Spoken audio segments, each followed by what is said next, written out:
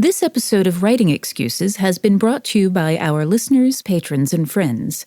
If you would like to learn how to support this podcast, visit www.patreon.com/writingexcuses. Season 19, Episode 22. This is Writing Excuses. A close reading on world building, technology, and identity. 15 minutes long. Because you're in a hurry. And we're not that smart. I'm Mary Robinette. I'm Dongwan. I'm Aaron. And I'm Howard. And we are talking about A Memory Called Empire.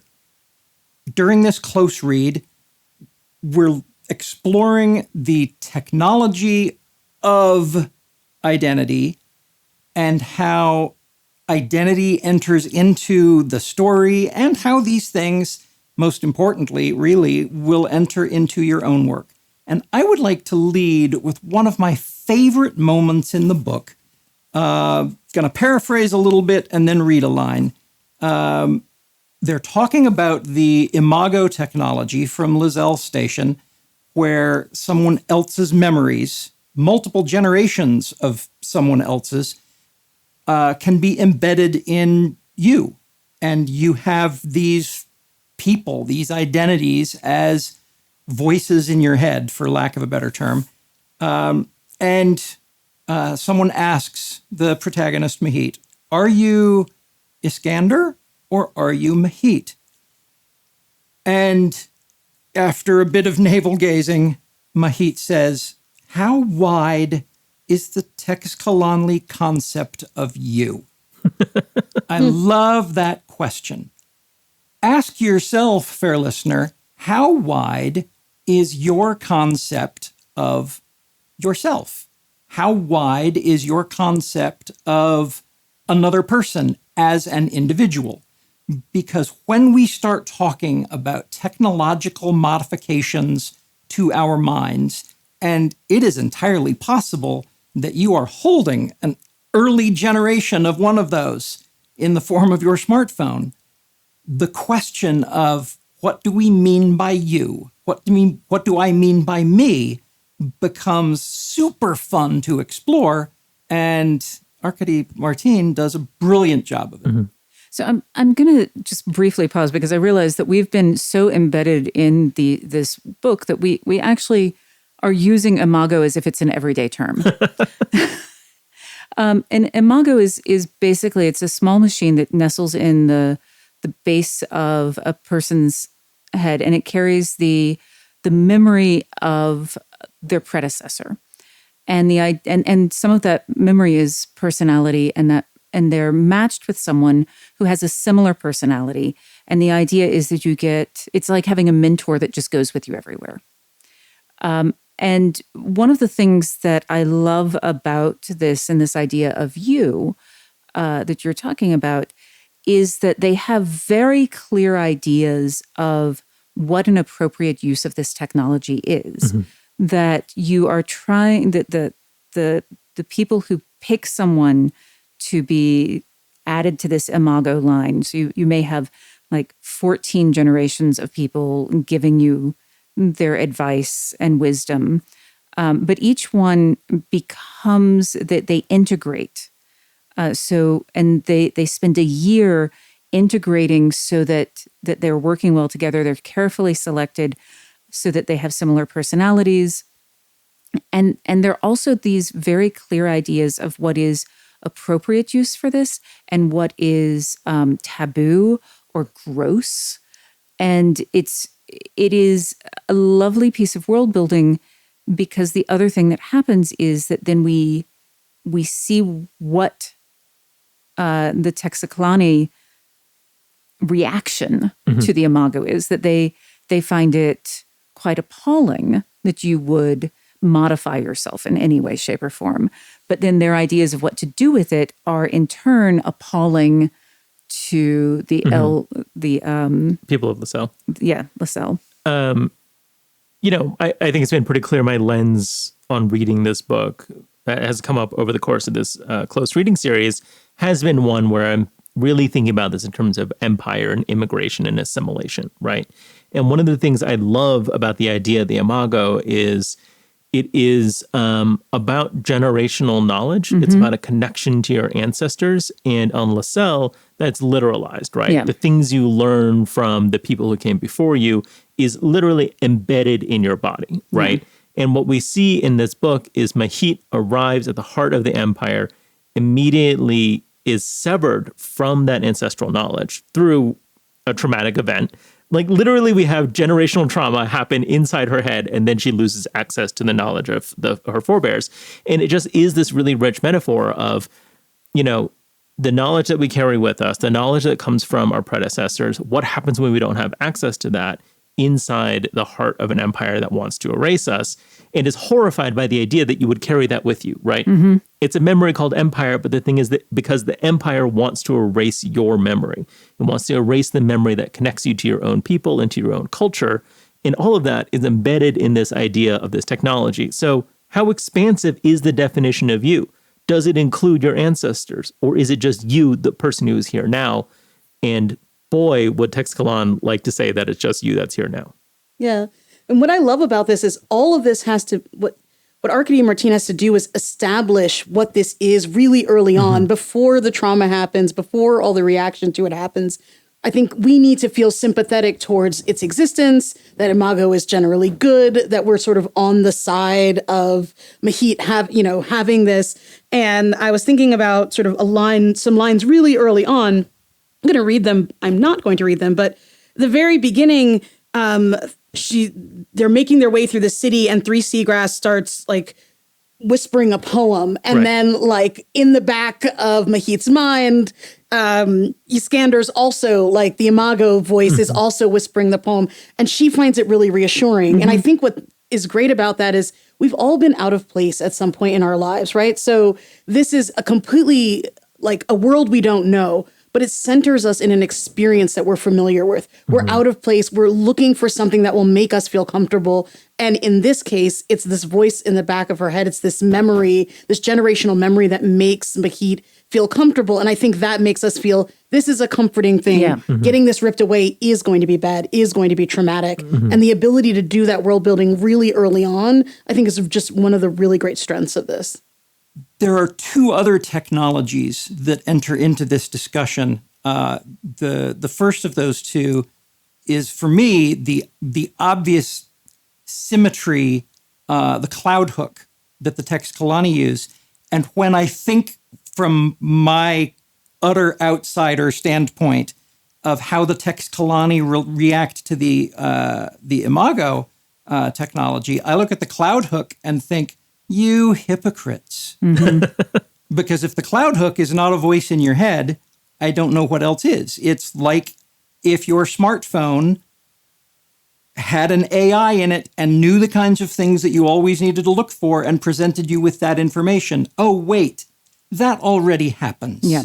Well, and the AI is explicitly malfunctioning, right? It's explicitly attacking people or marking people as inappropriate who theoretically aren't, who haven't done anything that violates. And that's the second piece of the technology, which is the fact that the city itself has AI, or at least algorithmic intelligence mimicry going on in it, which has biases. And as we find out during the story, some of those biases are perhaps a little more deliberate and a little more malicious than perhaps they should be.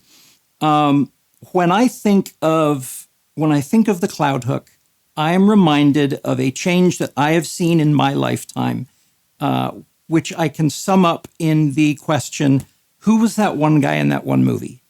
Yeah. We do not have that argument anymore. I mean, unless we explicitly lay down rules and say, no, don't pick up your phone. Where have we seen that actor before? Not the main actor, the character actor. Guy who just died. Him. Who's that? Yeah. But no, Sandra and I do this all the time, and we'll pick up our phones, and the moment we get the answer, the other movie comes flooding back to us, or the other movies, or TV series, or whatever. Our phones have already changed who we are, in that they have changed the sorts of information that we have readily available to us. In this story, the way the cloud hook, we have people severed from their cloud hooks, people severed from their imagos, and looking at the way they cope is plot important. And it's handled much more effectively than all of those movie scenes where somebody holds their phone up and say, oh no, I have no bars. Well, and it's also the cloud hook is connected to citizenship, right? The way that Imago is Mahit's connection to her people, the cloud hook says you are or are not a citizen with it. And only citizens can have cloud hooks. And you literally can't open doors without it, right? Like you are so considered alien, so disregarded by text colonial society that without this thing that marks you, without this technology that connects you to the AI that runs the city and all these different things, you aren't a person, right? And so identity and technology get so blurry in all these different directions at the same time, which I think is such a fascinating way to build out this world. So I just want to share with you the language that she uses the first time she introduces the cloud hook. Over her left eye, she wore a cloud hook, a glass eyepiece full of the ceaseless, obscuring flow of the Imperial Information Network. And that ceaseless, obscuring flow does so much beautiful lifting. And this is a really good example of using point of view for Mahit's experience of what that's like. Ceaseless. And it's echoing back to that ceaseless at the beginning, that opening line, ceaseless obscuring flow and Imperial Information Network. It is an impersonal thing. It is something that is part of connecting you and making you even more of a cog in the empire versus what she carries, which is the imago, which is a person and their experience. Well, we are not ceaseless. We need a quick lacuna for a thing of the week. I love watching documentaries because I think they tell us so much about the world around us that we can then use in the world building that we're doing when we're building new things. And so I'm recommending the documentary series Rotten, which is this deep dive into the food supply chain on Netflix. Each episode focuses on a different food. There's garlic, there's chocolate, there's avocado. And just in general, I always recommend watching documentaries and think about how does their world work? How do their systems work? And then how can you just basically steal from that, from the thing that you're writing next? In particular, I loved the avocado production episode of this particular series. And it really made me think about how changing complexity or changing the demand for a technology or magic or a food in one area can affect something somewhere completely across the world. So check that out. It is Rotten on Netflix. Welcome back. Let's talk about how you as writers can use some of these concepts we've talked about as tools in your own work. Because who are you and what does technology mean are questions that have been at the root of science fiction since its very inception. Well, there's such like a big difference between, gee whiz, what cool technology, and introducing technology that is closely tied to and integrated with character and theme, right? And so, you know, the imago ties so closely to who Mahit as a person.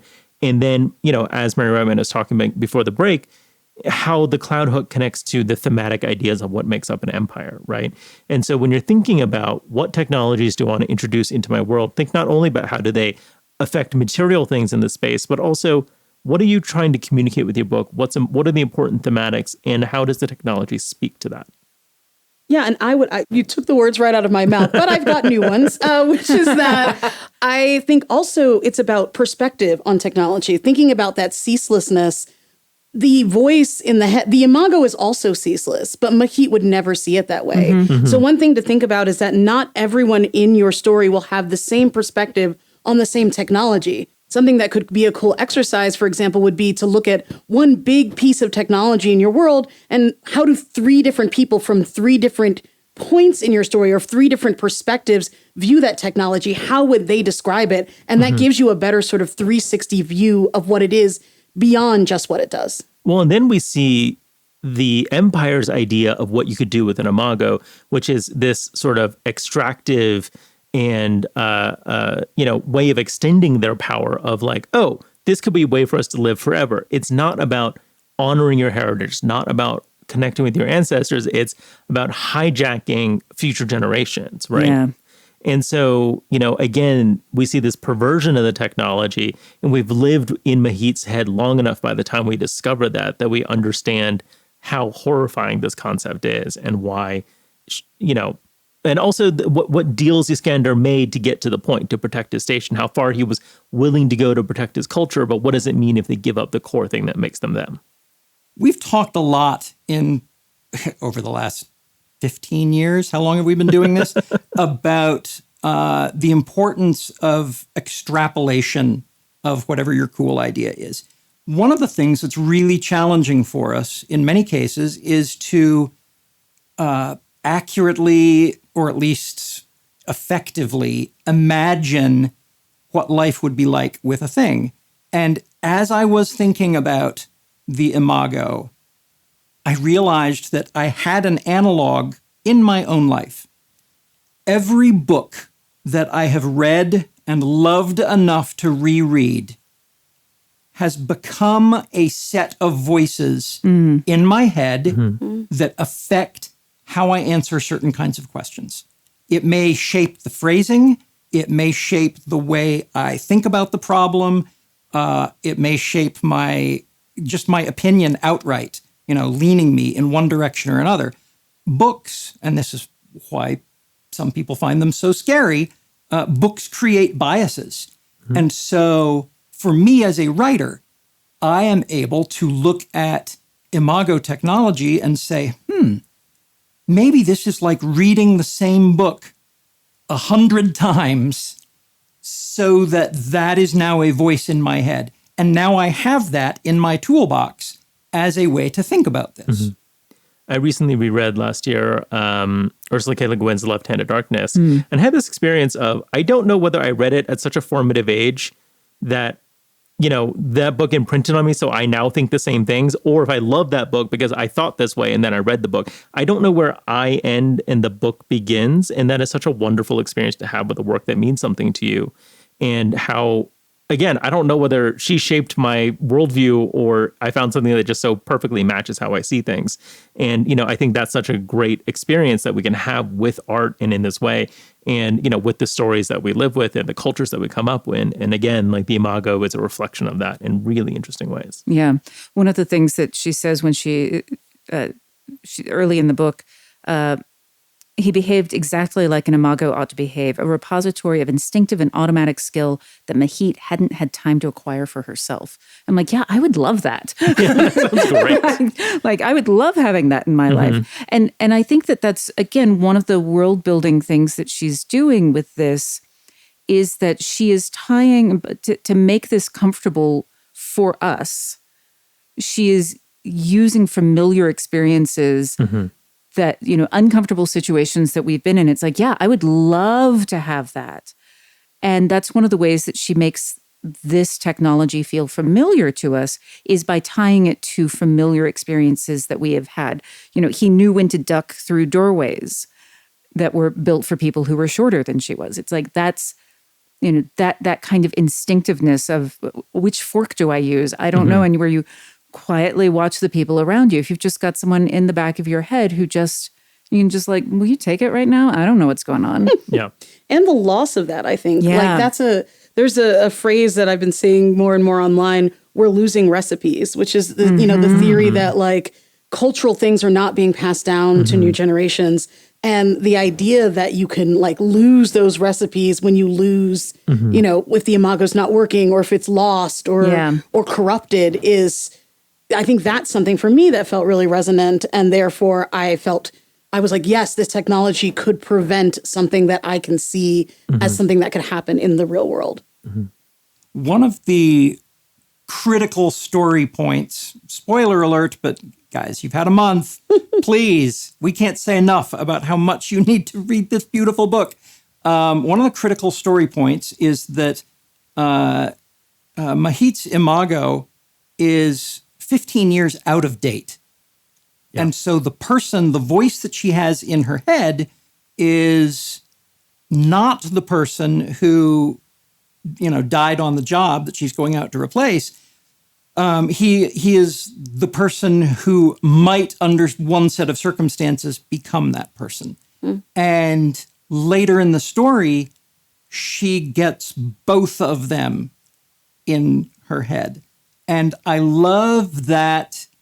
I love that fulfillment of the promise in that this is not something that the Lascelles ever would have done. They would have seen this as just awful. No, don't do that. It's dangerous. It'll make you sick. And also it's immoral. There are probably taboos against it.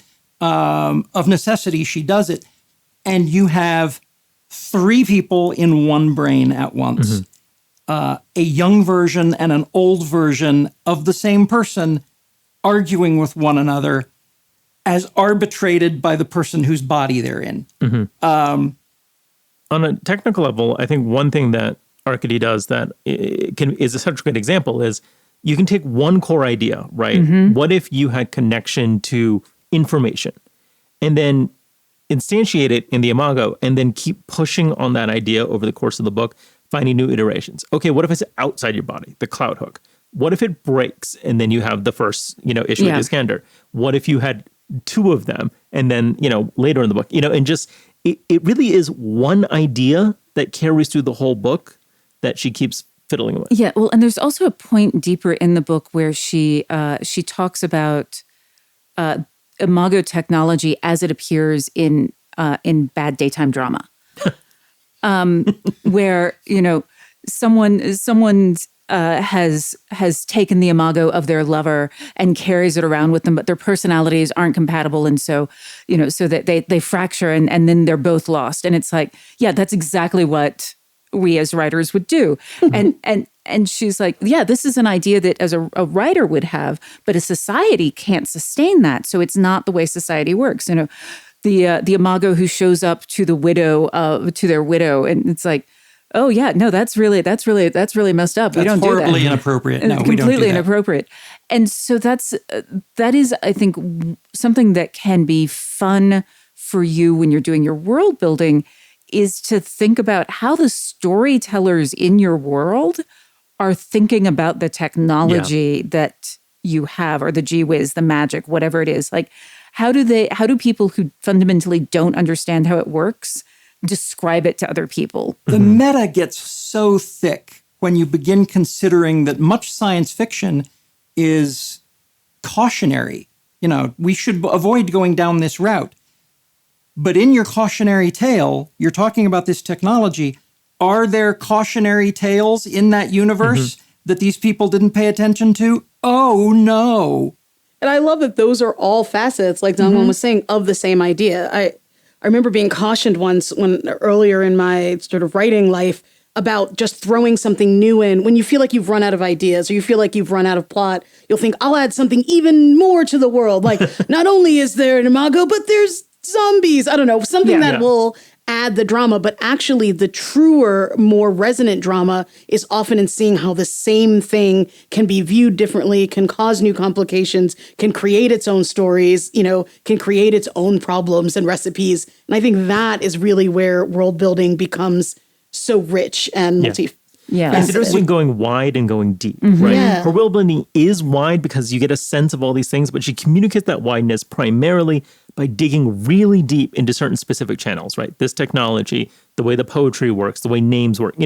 She picks these specific lanes and then just digs and digs and digs until, oil is down there, right? And it's really thrilling to watch. One of the tools that, as we wrap up, one of the tools that you've got in your toolbox already is asking yourself, and what happens when it goes wrong? What happens when the technology fails, when the technology is abused, when the protections slip? One of the most terrifying movie moments for young me was RoboCop, when Ed 209 says, you have 15 seconds to comply. The guy drops the gun, and then Ed 209 says, you have 10 seconds to comply. And you realize, oh, that robot's not working right. Yeah. Oh, a very, very bad thing is going to happen. Yeah. let's wrap this up with some homework for you. I want you to think about, do some brainstorming, some spitballing, come up with 3 technological or magical approaches that would raise questions about what it means to be you, about what it means to be an individual, about, I mean, you can be talking about, a soul or a whatever. 3 examples, and then take one of those and have 2 characters write a scene where 2 characters argue about it. This has been Writing Excuses. You're out of excuses. Now go write.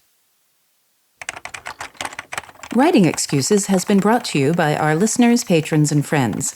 For this episode, your hosts were Mary Robinette Kowal, Dongwon Song, Aaron Roberts, and Howard Taylor.